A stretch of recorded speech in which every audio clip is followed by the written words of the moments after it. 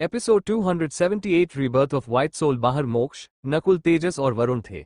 ईशानी किसी को कुछ नहीं बोली और गुस्से से नकुल से बोली, तुमने मुझे नहीं बताया, उसकी पनिशमेंट तो तुम्हें मिलेगा, पर उससे पहले जेट रेडी करो, मुझे रिकिन के लिए निकलना है। नकुल ने अपना सिर झुका लिया और ये इस बॉस कहकर चला गया।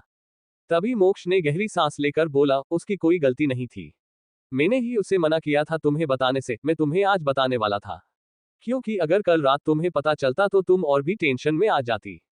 अब आगे। मोक्ष की बात सुनकर ईशानी ने मोक्ष को देखा पर कुछ नहीं बोली, क्योंकि उसे पता था मोक्ष ने उसे क्यों कल रात को कुछ नहीं बताया था। वैसे भी इस वक्त सबसे ज्यादा जरूरी उसके लिए सिर्फ जैकी था। वो जल्द से जल्द रिकीन के लिए निकलना चाहती थी और मेडिसिन बनाना चाहती थी। उसके बिना वो जैकी और नमन के नहीं बचा सकती थी। वहीं मोक्ष भी अपनी बीवी की सोच को समझ पा रहा था। थोड़ी देर बाद टेरेस पर प्राइवेट जेट खड़ी थी। मोक्ष ने राघव को यहां रुकने के लिए बोल दिया था, क्योंकि यहां पर सिक्योरिटी भी जरूरी थी और जैकी और नमन भी हॉस्पिटल में थे, उन्हें बाकी की इन्फॉर्मेशन भी चाहिए था। ईशानी, मोक्ष और नकुल प्राइवेट जेट के अंदर चले गए। ये ईशानी की प्राइवेट जेट था। मोक्ष और ईशानी अंदर बैठ गए। ईशानी की चेहरे पर आज पहली बार मोक्ष इतनी ज्यादा परेशानी का भाव देख पा रहा था। उसने ईशानी की सिर को अपने कंधे पर रख दिया। वहीं ईशानी ने मोक्ष के कमर की चारों तरफ अपनी बाहें लपेट दिया और आंखें बंद कर लिया। आंखें बंद करते ही ईशानी की आंखों के सामने जैकी की लाइफलेस चेहरा घूम गया, जो इस वक्त जिंदगी और मौत से झूल रहा था। मोक्ष ने ईशानी की बेचैनी को साफ साफ महसूस कर लिया था। वो ईशानी की सिर को प्यार से सहलाने लगा तो ईशानी शांत हो गई। 4 घंटे बाद उनकी जेट एक आइलैंड पर लैंड हुई। मोक्ष बाहर की तरफ ही देख रहा था।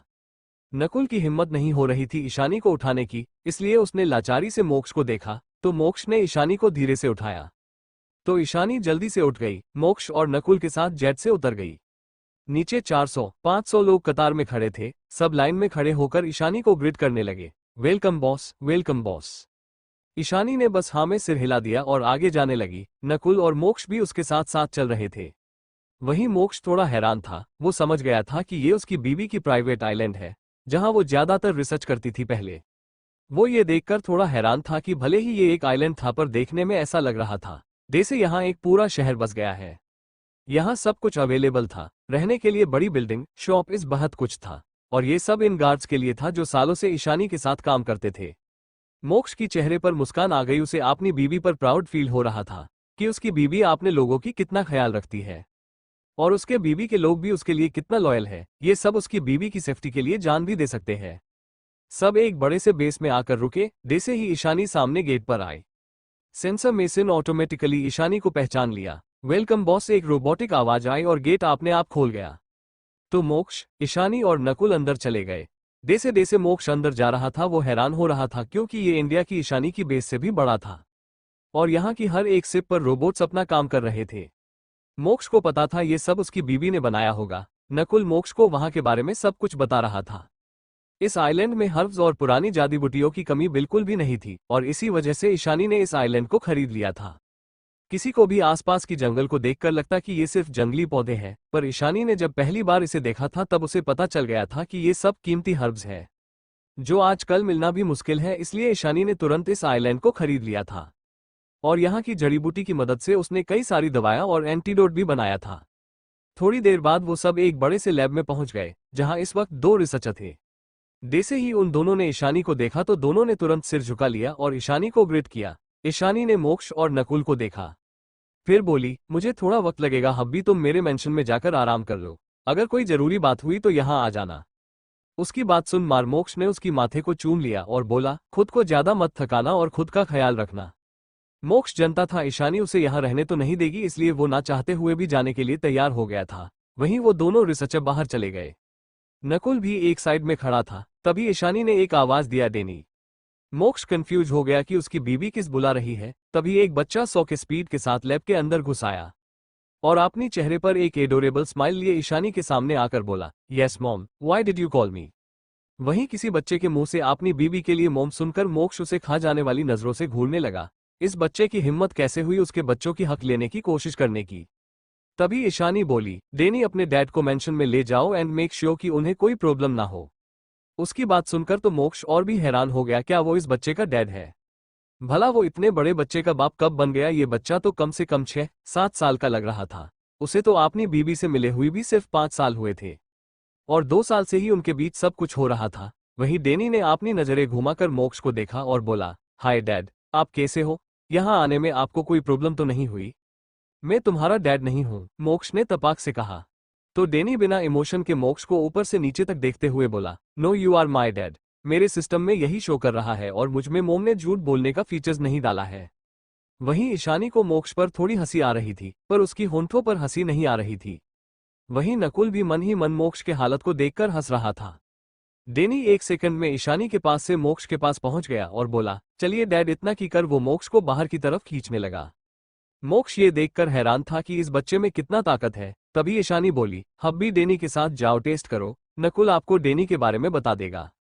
इतना कहकर वो मुड़ गई। वो जल्द से जल्द दवाई बनाना चाहती थी। दवाई के बिना वो सिर्फ सर्जरी से जैकी के ठीक नहीं कर सकती थी।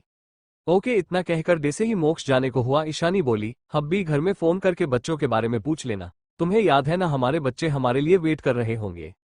मोक्ष ने हाँ में सिर हिला दिया। नकुल डेनी और मोक्ष के साथ चल रहा था। नकुल को देखते हुए डेनी मजाक उड़ाने वाली अंदाज में बोला, नकुल अंकल, क्या अभी तक आपको लड़की नहीं मिली? उसकी बात सुनकर नकुल का मुंह बन गया। तभी मोक्ष ने गुस्से से डेनी की हाथ को झटक दिया और बोला, मुझसे ज्यादा मत चिपको। तभी नकुल बोला, सर आप गुस्सा मत कीजिए, डेनी कोई बच्चा नहीं, रोबोट है जिसे बॉस ने बनाया था। इसके अंदर सभी इमोशन की फ्रेचेज है, इसलिए बॉस ने इसे बनाया है, इसलिए वो उन्हें मोम बुलाता है। और आप बॉस के हस्बैंड हैं तो ये आपको डैड बुला रहा है। नकुल की बात सुनकर मोक्ष डेनी को देखा, जो उदास होकर उसे देख रहा था, जो उसकी फेस से मैच नहीं कर रहा था। मतलब अब तक वो एक रॉबर्ट से इतना जल रहा था। Dad you don't like Denny right? उसकी इमोशनल सवाल से मोक्ष ने अजीब नजरों से उसे देखा। फिर बोला, ऐसी कोई बात नहीं है, भला उसे कैसे पता चाहता कि ये बच्चा एक चलता फिरता करंट मशीन है? पर मोक्ष की बात सुनकर डेनी खुश हो गया और मोक्ष को रास्ता दिखाने के लिए आगे आगे चलने लगा। बेस के साइड में ही मेंशन था। डेनी मोक्ष को मेंशन में ले गया। ये मेंशन छोटा था पर खूबसूरत था। जब भी कोई ज्यादा बड़ी रिसर्च करने के लिए ईशानी यहाँ आती थी तो वो यहीं पर रुक जाती थी। मोक्ष लिविंग हॉल में सोफे पर बैठ गया तो डेनी ने एक रॉबर्ट को ऑर्डर दिया, जय डैड के लिए उनकी पसंद की ब्लैक कॉफी बनाकर ले आओ और हेल्थी स्नैक्स भी ले आओ। ये सुनकर मोक्ष फिर से हैरान हो गया। ये बच्चा रॉबर्ट को उसकी पसंद नापसंद के बारे में भी पता है। तुम्हें कैसे पता कि मुझे क्या पसंद है? मोक्ष ने आईब्रो उचकाते हुए पूछा। आर्य मोम ने बताया था। इतना कहकर डेनी मोक्ष को ईशानी की रूम दिखाकर वहां से अपनी मोम के पास चला गया। उसके जाने के बाद मोक्ष ईशानी के रूम की तरफ चला गया। उसकी बीवी ने भी कुछ नहीं खाया था तो भला वो कैसे कुछ खा सकती थी। वहीं दूसरी तरफ इंडिया में इस वक्त राजवंश बिल्ला में सब परेशान था, क्योंकि दोनों बच्चे अपने मोम डैड को ढूंढ रहे थे। घर में सबको पता था कि मोक्ष और ईशानी जैकी और नमन को बचाने के लिए मेडिसिन लेने के लिए गए हैं, पर वो ये बात दोनों बच्चों को तो नहीं समझा सकते थे ना। तभी कल्पना जी की फोन पर मोक्ष का वीडियो कॉल आया। कल्पना जी ने जल्दी से कॉल रिसीव कर लिया। जैसे ही उधर मोक्ष ने कॉल रिसीव किया, उसकी जान में अपनी प्रिंसेस की रोने की आवाज आई। उसकी रोने की आवाज सुनकर मोक्ष ने कसकर अपनी आंखें बंद कर लिया। वो अपनी प्रिंसेस को रोते हुए देख बर्दाश्त नहीं कर पाता था। उसने सामने देखा जहां स्क्रीन पर उसका बेटा और बेटी दोनों दिखाई दे रहे थे। उसकी बेटी दक्ष के गोद में बैठी थी, वहीं बेटा कनक जी के गोद में बैठा था। दोनों की गाल लाल दिखाई दे रहा था। उसकी प्रिंसेस तो अभी भी रो रही थी। वहीं रुद्र को देखकर भी वो समझ गया था कि उसका बेटा भी रोया है। कल्पना जी ने फोन स्क्रीन को दोनों बच्चों की तरफ कर दिया। प्रिंसेस, उसकी आवाज सुनकर रुद्र और रुद्रांशी दोनों इधर उधर देखने लगे। उन्हें लगा उनके मोम डैडी वापस आ गए होंगे। पर तभी दोनों की नजर फोन स्क्रीन पर गया। दोनों फोन स्क्रीन पर अपने डैडी को देखने लगे। रुद्रांशी फोन की तरफ हाथ बढ़ाने लगी ताकि उसके डैडी उसे अपनी गोद में उठा ले और सिसकने लगी। रुद्र भी अपने डैडी को देखकर अपनी मोम को ढूंढने लगा फोन स्क्रीन पर। ये देखकर मोक्ष गहरी सांस लेकर बोला, रुद्र बच्चा, प्रिंसेस आप दोनों क्यों रो रहे हो? मोम और डैडी रात को वापस आ जाएंगे। ये बात दोनों बच्चे ध्यान से सुन रहे थे, जबकि दोनों को कुछ ज्यादा समझ नहीं आ रहा था। तभी दादी माँ बोली, तुम लोग जल्दी आ जाना। बच्चे तुम दोनों के बिना नहीं रह पाते, तुम्हें पता है ना। बाकी सब भी मोक्ष को कब तक आएंगे पूछ रहे थे। बहुत जल्दी बीबी उनके लिए मेडिसिन बना लेगी, ज्यादा टाइम नहीं लगेगा, बस आप बच्चों का ख्याल रखिए। बीबी को सबसे ज्यादा बच्चों की चिंता हो रही थी। थोड़ी देर और आपने दोनों बच्चों को फोन पर देखने के बाद मोक्ष ने फोन रख दिया। 1 घंटे बाद डेनी की आवाज आई, डैड क्या आप रूम में हो? बाहर आइए, मोम ने दवाइयां बना लिया है, अब वापस जाना है। उसकी आवाज सुनकर मोक्ष बाहर आ गया और जल्दी से नीचे आ गया। नीचे ईशानी और नकुल थे। हब्बी अब हमें चलना चाहिए, ईशानी ने मोक्ष को देखते हुए कहा। तो मोक्ष ने हाँ में सिर हिला दिया और ईशानी की हाथ को पकड़कर बाहर चला गया। उनके पीछे पीछे नकुल और डेनी भी आ रहे थे।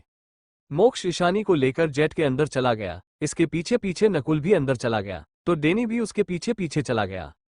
मोक्ष और ईशानी जब बैठ गए तो डेनी भी जाकर सीट पर बैठ गया। ये देखकर मोक्ष कंफ्यूज हो गया और बोला, बीबी ये कहाँ जा रहा है? ईशानी कुछ बोलती उससे पहले ही डेनी बोला, डैड मैं भी आपके साथ जा रहा हूँ। मैंने मोम से परमिशन ले लिया है। क्या आपको इससे कोई प्रॉब्लम है? मैं अपने छोटे भाई बहन से मिलने जा रहा हूँ। उसकी बात सुनकर नकुल भी हैरान था। मोक्ष ने बस आपने भौहें सिकोड़ लिया, फिर आपने बीबी को देखा जो किसी सोच में डूबी हुई थी।